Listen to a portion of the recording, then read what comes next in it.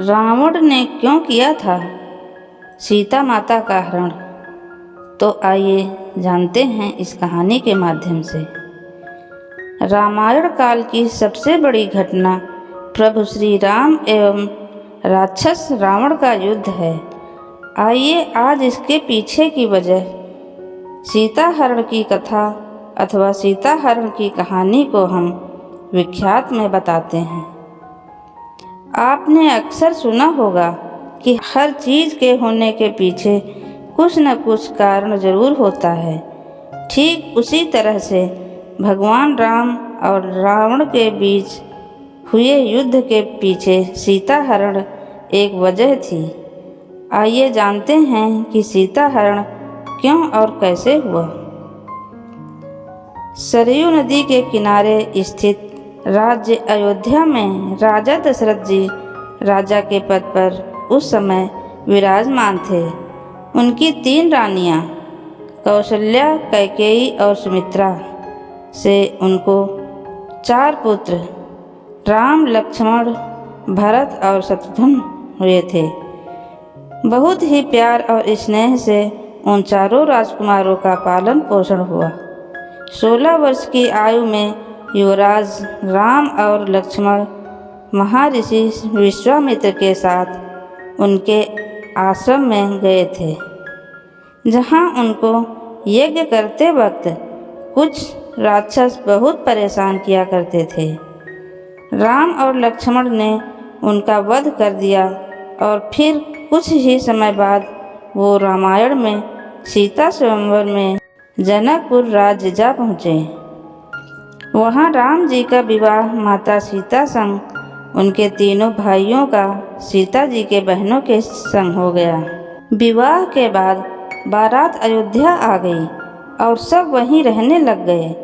कुछ समय बाद ही राजा दशरथ जी ने अपने बड़े बेटे राम जी को अयोध्या का राजकाज देने का निर्णय लिया, लेकिन माता कैकेयी की दासी मंथरा ने उनके कान भर दिए, जिस वजह राजा दशरथ ने अपने जान से प्यारे पुत्र को 14 वर्ष का वनवास की सजा सुना दी। पुत्र ने भी अपने पिता की आज्ञा का मान रखते हुए वन जाने को मान गए। उनकी धर्म पत्नी और भाई ने भी उनके साथ वन जाने का फैसला किया और तीनों अयोध्या से वन के लिए निकल गए। इधर बेटे के वन जाने के गम में कुछ ही दिन बाद उनके पिता दशरथ जी भी भगवान को प्रिय हो गए। वनवास के 13 वर्ष का समय तो उनका ऋषि और मुनियों की मदद और राक्षसों का वध करते करते निकल गए। आखिरी वर्ष में जो वो पंचवटी नामक एक स्थान पर जा पहुँचे और सीता माता के कहने पर वो अपना बचा हुआ वनवास का समय उस कुटिया बना के रहने लगे। रामायण का इतिहास जानिए कैसे लक्ष्मण ने किया शूर्पणखा का वध। एक दिन शूर्पणखा नामक एक राक्षसी वन पर पंचवटी में जा पहुंची और तभी उसकी नज़र भगवान श्री राम पर पड़ी। भगवान की सुंदरता को देख वो मोहित हो गई। तुरंत उसने अपना रूप बदला और एक सुंदर युवती बनके प्रभु राम के पास अपने विवाह का प्रस्ताव लेकर चली गई। श्री राम ने उस राक्षसी को बताते हुए कहा कि वो विवाहित हैं और सीता जी को दिखाते हुए उन्होंने बताया कि वो उनकी पत्नी हैं और पत्नी के रहते वो दूसरा विवाह के बारे में सोच भी नहीं सकते। तभी उन्होंने अपने भाई लक्ष्मण से टेह लेने के लिए शूर्पणखा को बताया कि तुम मेरे भाई से विवाह कर सकती हो तो मेरे ही भांति सुंदर एवं स्वस्थ शरीर का युवक है। भगवान राम की बात मानते हुए वो फिर अपने विवाह का प्रस्ताव लक्ष्मण जी के पास ले गई। लक्ष्मण जी वैसे तो जल्दी गुस्सा हो जाने वाले स्वभाव के इंसान थे, परंतु उन्होंने पहले शूर्पणखा को बोला कि मैं अपने भैया और भाभी का सेवक हूँ। यदि तुमने मुझसे शादी की तो तुम्हें भी उनका सेवक बनकर रहना पड़ेगा। क्या तुम कर पाओगी? शूर्पणखा को समझ आ गया था कि दोनों ही भाई राम और लक्ष्मण उसके साथ मजाक कर रहे हैं। दोनों में से कोई भी उससे शादी करने के लिए तैयार नहीं है और न होगा। तब शूर्पणखा के दिमाग में एक सुझाव आया। शूर्पणखा ने सीता जी पर आक्रमण कर उनको मारने की सोच रखी ताकि उनकी मौत के बाद प्रभु राम उनसे शादी कर लें। ये देख लक्ष्मण जी को गुस्सा आ गया और उन्होंने शूर्पणखा की नाक काट ली। नाक कटते ही वो अपने असली राक्षसी रूप में आ गई और वहाँ से अपने भाइयों खर और दूषण के पास चिल्लाते चिल्लाते रोते रोते जा पहुँची। वहाँ उसने अपनी गलती को न बताते हुए अपने भाइयों को राम और लक्ष्मण के प्रति भड़काया और उनसे कहा कि भाई, अपमान का बदला जरूर ले लो। बहन द्वारा बताई गई बातें सुनकर दोनों भाई खर और दूषण आग बबूला हो गए और वो राम जी और लक्ष्मण जी से अपनी बहन के अपमान का बदला लेने पंचवटी जा पहुँचे। उनके जैसे न जाने कितने राक्षसों को मारकर राम और लक्ष्मण जी ने वनवास के पिछले 13 वर्ष बिताए थे। खर और दूषण भी राम और लक्ष्मण द्वारा कुछ ही क्षणों में मारे गए। शूर्पणखा के भाइयों की मृत्यु के बाद अब वो और ज़्यादा अपमानित महसूस करने लगी थी। अब वो राक्षसों के राजा लंकापति रावण के पास रोती और बिलखती हुई जा पहुंची। उसने रावण को अपने भाइयों की मृत्यु और सीता जी की सुंदरता के बारे में बताते हुए रावण को राम और लक्ष्मण से युद्ध करने के लिए उकसाया। रावण तुरंत ही पंचवटी जा पहुंचा और वहां सीता माता के रूप को देखकर रावण के मन में कुटिल विचार आ गए। साथ ही राम और लक्ष्मण की शक्तियों को आंकने के बाद उसको ये महसूस हो गया कि उसके रहते वो सीता माता का कुछ भी नहीं बिगाड़ सकता है। रावण अब यह सोचने लगा कि सीता का हरण कैसे करना है और शूर्पणखा को लगा कि उसका भाई उसके अपमान का बदला लेने के लिए रणनीति तैयार कर रहा है, जबकि सच्चाई तो कुछ और ही थी। रावण अपने बनाए गए रणनीति में सफल होने के लिए राक्षस मारीच के पास जा पहुंचा।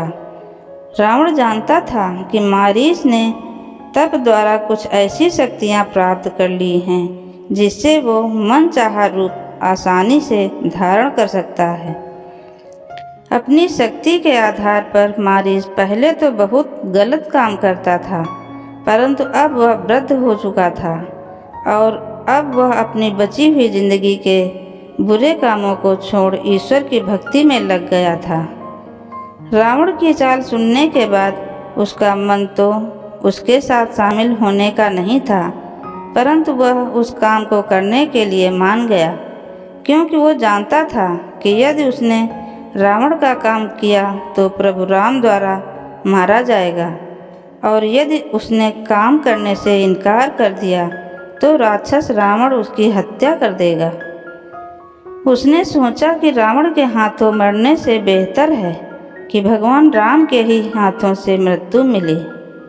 खुश मन से मारीच रावण के पुष्पक विमान पर बैठ पंचवटी की ओर चल पड़ा।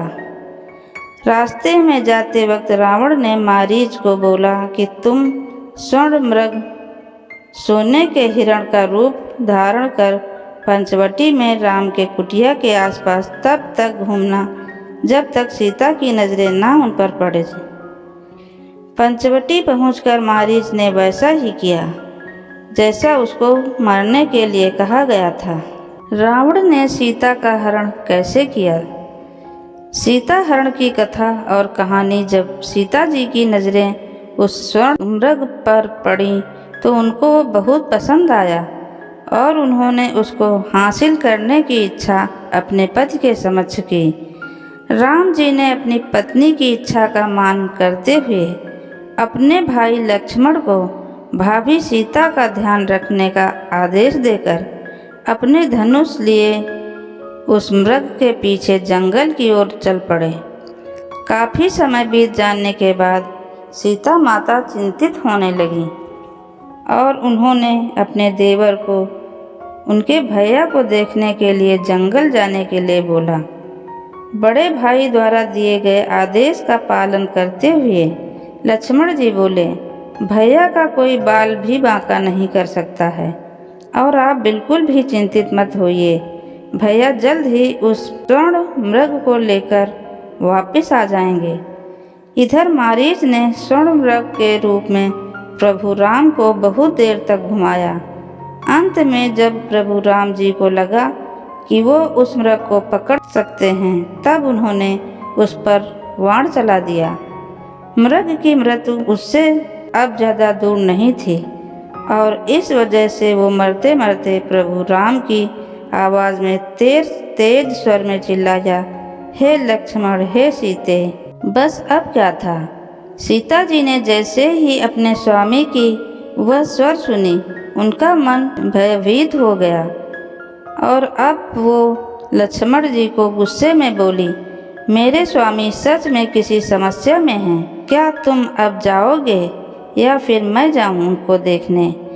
लक्ष्मण जी का विश्वास था, परंतु भाभी के कहने पर वो अपने बड़े भाई को देखने के लिए जंगल की ओर जाने के लिए राजी हो गए।